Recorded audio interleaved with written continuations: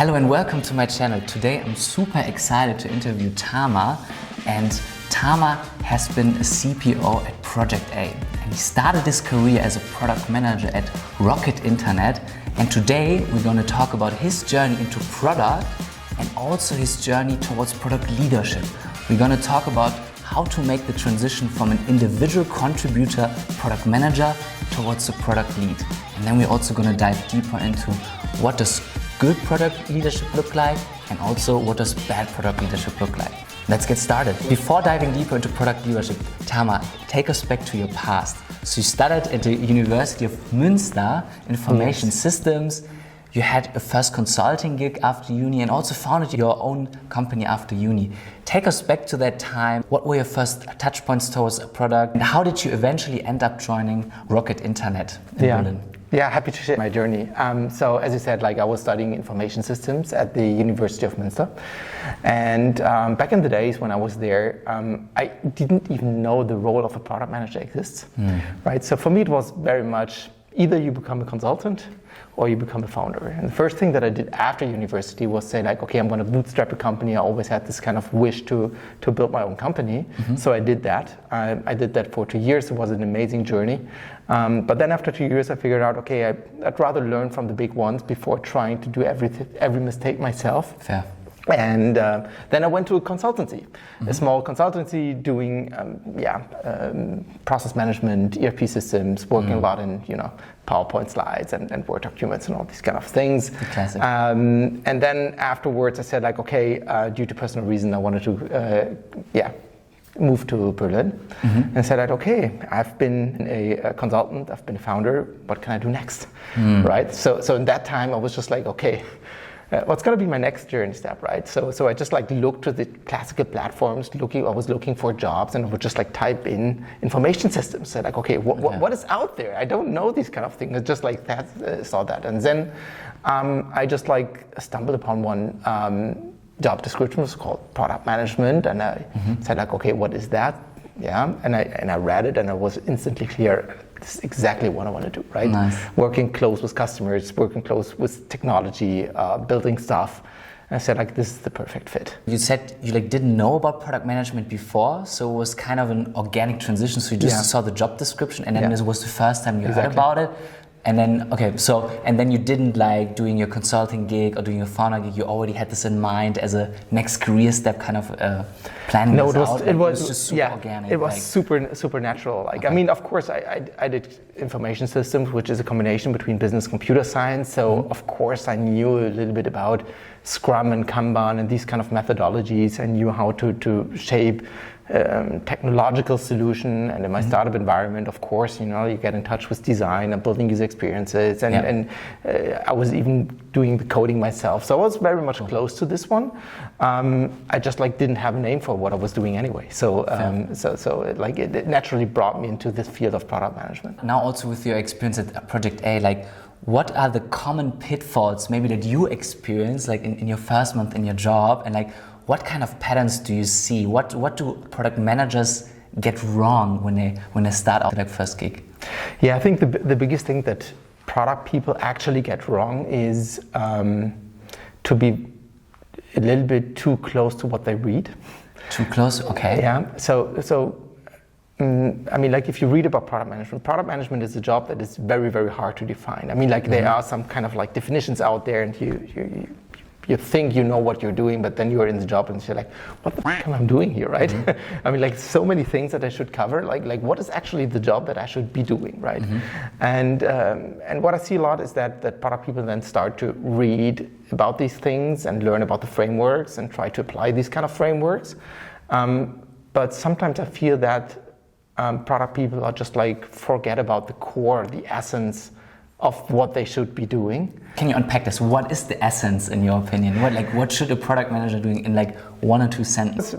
I mean, my personal definition for product management is that a product person solves user needs by using technology in order to build a business, right? So there are certain components in there. There is the user and the user needs and the product that should help the users to somehow just like have a better life. And then there's the power, actually, like the use of technology, right? We are in the digital space, digital product management. So what can we do with information, digital information? And then, of course, last but not least, and I think this is also something that has been forgotten in the last couple of years, is the business part, right? I mean, like, not just like trying to grow somewhere, but also make sure that the company actually earns money. Also, by the way, Tamer is now working on courses. So if you're a PM, the first course is about foundational product management, exactly, right? And it's gonna launch in mid-April. So check out the link in the description. And I would love to talk about exit opportunities for PMs, because now we're going to slowly move towards the topic of product leadership. And of course, product leadership to climb the career ladder of a PM. So from a PM to senior PM, group PM, head of, and etc. This is like a common path. But there are also alternatives. Like I've seen many PMs become a founder. Many PMs go into venture capital. A few PMs, they also go maybe into biz dev or customer success or like entrepreneur in residence, right?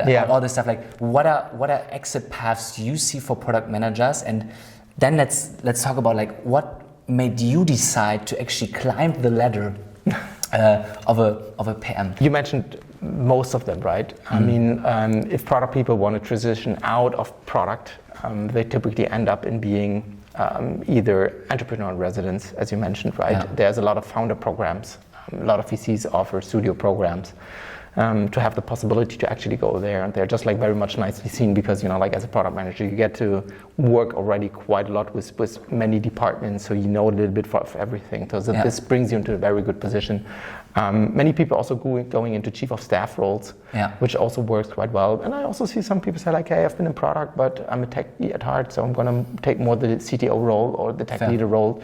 So this all happens. So I mean, typically like product people come from everywhere, right? That's true. And they transition also to many areas, right? But I also, like most of the people I know, love this job so much that they want to stay within their like specific field and just like don't want to really get out of it because it's so much fun. The same for you, right? So you can give a bit context, like what was your next role like after Rocket Internet? Yeah, exactly. So many of the core team of Rocket Internet then just like started like Project A. I think there's been a lot told about the story behind it. Was quite exciting, and I was just like being one of the persons who were asked to join Project A as well. And right for me, it was like, hey, I'm a year at Rocket, which is not that long, but in Rocket times you rather calculate 4 times of this one, exactly.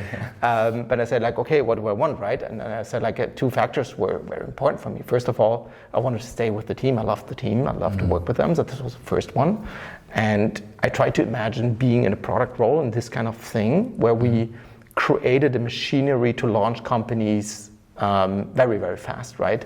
And I was always looking for doing a more holistic kind of product management role rather than being in a product owner role or very much, you know, like ticket feature oriented kind of position. So for me, this was very natural to say like, okay, I'm gonna take on this journey, and from there I worked myself from being a medium PM to senior PM to head of, and then director, and then CPO in the end. Interesting. And did you plan this? How did you structure like growing your career? Yeah, it's a very good question. So I think I've never planned it on a conscious basis. Say like, okay, I need to become CPO. I was always like loving what I was doing, and I was fortunate enough to be in an environment where I could just like explore whatever I thought was relevant. Of course, I was challenged, but of course not in a way that I felt some kind of limitations. So I was very thankful. And so you asked me about my mistakes in the first kind of months, right? I would say like when I became product manager, and especially like growing further, the biggest mistake that I did was actually not looking for mentors.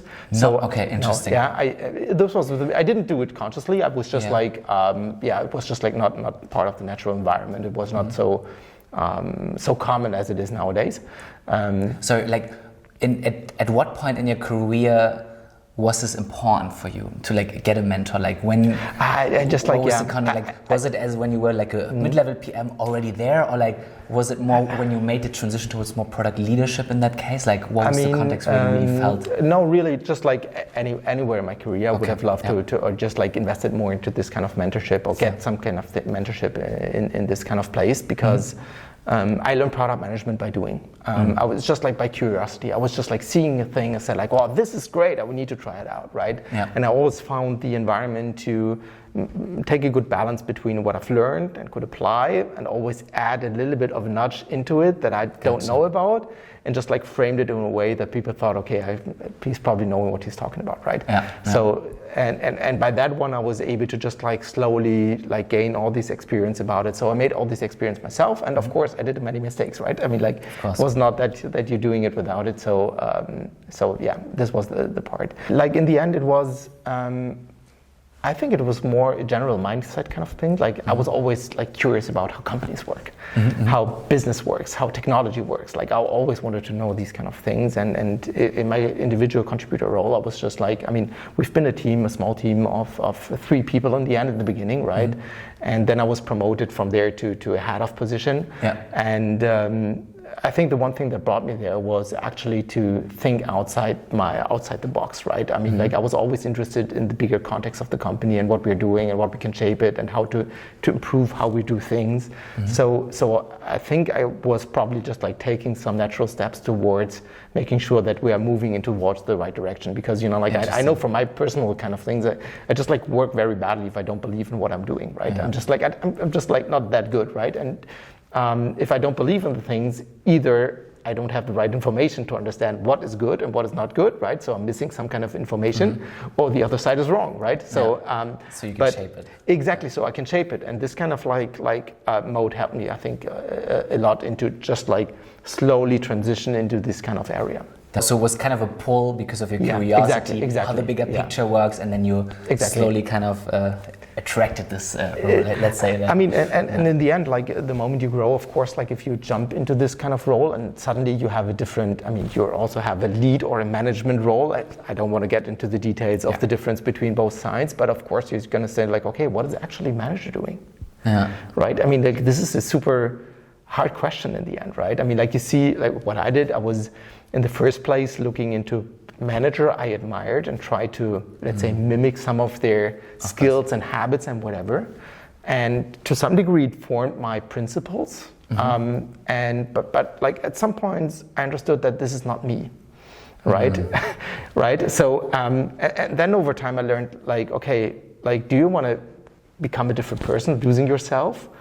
How much do you want to learn this kind of thing? How much do you want to change? How much not? What actually helped you make the transition? Did you do some courses before? Did this came like really, like somebody told you, yeah, Tamer, now, do you want to be head of now? Or like, did you kind of push it also in a certain way? Like, how did you approach this actually? Very practically. No, it was not that I was saying like, hey, I want to become head of now. But it was just like more surprise, and I was very happy about this kind of like trust from my managers, right? And the way I've learned it is actually like two-sided. Like first of all, just like simple observations, right? You're going to sit in a meeting and you just like listen and understand how does the manager now solve this kind of complex problem, and you just like reflect on it and say like, okay, there's something in there that he did that I would have done differently, and it was good. So just like try to learn from it. So I just like try to take the bits and pieces from all the managers that I was working with, not only my direct manager, but all the people, and just like took out the parts that I very much liked. Nice. And then over time, of course, you get into management trainings, like provided by HR and all these kind of things. But it's just like nice, very good mental models. But in the end, I was just like, got myself lost a little bit in this breadth of tasks. Because what is the responsibility of a manager and a leader, right? Like you do everything. And at some point of time, I needed to strip it down a little bit to what are the core things that matters to me. And then I just like used actually literature. I was reading books and reflecting on my daily business. And I came a daily business, like your habits, like your activities. Yeah, what am I doing? What is your, what is the job of a manager? I mean, like, what do you think is the job of a manager? Yeah, is a question. Yeah, I think in one sense is to provide clarity on the direction where things should go, and this comes along with what is really focus and like what drives most business, and then in the second step making sure the teams that you manage are enabled and have the right people to then drive this impact. Like I would kind of define it like this, but it depends on the org, right? It's perfect. It's actually one of the principles that I like to use as well. Like I think that one part of one job of a manager is to set the goals. Yeah. I mean, not define the goals solely alone, but like to set the goals in the end, right? Because he understands the bigger business context, so he needs to make sure that the goals are being contributed. Yeah. You mentioned another thing, which means that I totally believe in that their manager needs to provide an environment where the people can actually thrive. Yeah. Right? And if you can't provide this kind of environment, you've did something wrong, right? Yeah. But there's a couple of more principles that I like to have for myself. Right, so for example, decision-making power, right? I mean, there's many managers out there who are not able to make decisions. This is just like true, right? But I think that especially when things are extremely complex, try to empower the people to make their own decisions. If that doesn't work because it's too big, you need to take the decisions your own, right? Thanks for sharing. Let's dive a bit deeper into how you nurture yourself as a product leader. But before we go there, I would love to understand is, once you made the transition to like a head of product, like a CPO, etc., like what are common pitfalls you're seeing a new leader falls into? And then in the second step, like how do you nurture and grow as a leader? Yeah, it's a very good question. I mean, like I found it personally very hard to take the balance between, on the one side, like being the colleague of the people, right? And being, having the people on the same kind of level, right, and not being too bossy, right? It's like being not too bossy, but on the other side, being responsible for steering the entire team, right? And finding there the balance between, especially like in the beginning, if you become a manager, many people just wanted to become, a manager and a leader and lead and like more of a dictatorship style kind of thing, because it's a thing that gives them the feeling of control. Right, or at least like for me as well, right? I mean, like it's just like gave me a feeling of control to just like be more strict, be there a little bit too strong on this kind of like management and try to centralize everything in their person. Interesting. Right, and then just like having a hard time to like get this kind of thing going again and develop from there again. You touched about mentorship and coaching.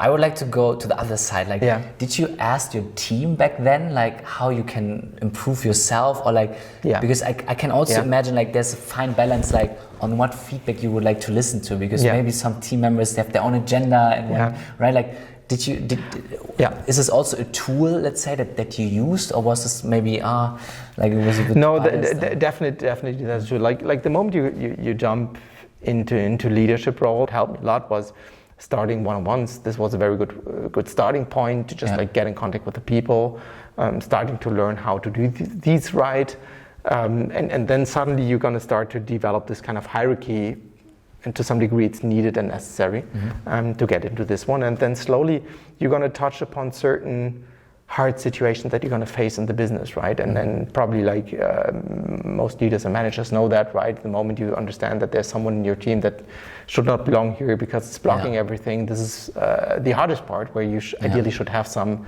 mentors and people who guide you through this kind of process if you need to take this kind of harder decisions. Interesting. And like, you talk about harder decisions. What was maybe like one failure as a leader that you experienced? And like, if you could go back, like, would you have done something differently? Like the one big thing, and people just like also mirrored me this quite a lot, is this kind of like follow through commitment and this kind of management part and not the leadership part, right? Like this kind of, okay, are you here? Are you to the point, right? Checking in with the people, just like continuing to follow up on these kind of things. Having a good balance between in the game and understanding what they're doing in details. But also being hands-off enough to not just like take too much control about it, right? And so the micro and macro. Exactly. When to know also, when to go into depth. Maybe you notice a bit, right? Maybe it's not super clear. And I mean, like there's many mistakes that I did like over and over again, right? I guess all leaders make in some area of their life, right? Interesting. So just to sum it up, like two things really stuck out for me. So the one thing is to follow through on commitments, so to push also, but PMs naturally go this route, but then also to push and really make sure that they deliver, let's say. And then the second thing, was a bit more like when to dive into micro and macro, right? When to go into depth. So, Tamer, so now we talked about your journey, about product leadership already. Like, let's summarize this a bit in like, what in your experience, also with Project A, you like interact with a lot of product leaders, like what patterns did you see on excellent product leadership? I was very fortunate to work with so many great product leaders in the companies and have exchange and coaching, which was also like a little bit of on the same level in this kind of thing. And I figured out that the greatest product leaders, first of all, asked a lot of questions. It sounds so stupid, but the best product leaders I came across were just like people who did not know how it worked, but asked questions how it should work. Got it. Right, and built their own kind of vision. And I think the other part was product leaders who were looking for the result, for the outcome of what they're doing, for the progress that they're making, not for themselves, not for their teams, not for their environment, but rather for the company itself. Got it. Right? It sounds weird, but I mean, I know some people who say like product management is more art than science, and I think this is very much true. I mean, like I've been observing a lot of people building products, and some of them were not product managers at all, but they're building amazing products. So like, well, how can they build a great product without knowing all the basics and all the foundations, right? So they have some kind of principles in mind that actually work. I mean, like, and this is very simple things, but really being customer centric, right? Not being driven by complex technology and say like, I want to build something cool here, right? Like building something cool is often, I mean, it's great if you do it, but it's sometimes not doing what you should achieve or do right now. And I think that product leaders who are sticking too much to the standards are not they have a hard time, right? Sticking to standards towards what's the best way to make a roadmap, what's the best way to build a strategy, what's the best way to do product operations, right? And there are so many things out there, and you try to implement everything and create the best OKR process in the company, and whatever it is, right? I mean, all of that is important and necessary, but I think the best product leaders I talk to are just like stepping away from this one and like trying to see these things not as this is my work, but rather this is a tool that I should use in order to bring my company forward. And and this is in a nutshell the things that I would consider being excellent product leaders. And of course, I mean, this is not something that we should forget here, is people who try to educate and develop their own teams towards being better product people, right? And I mean, this is something where the power comes from the team. You can't alone be successful. You need to have a team to be successful. Thank you so much, Tamer. That was super amazing. It was a great discussion.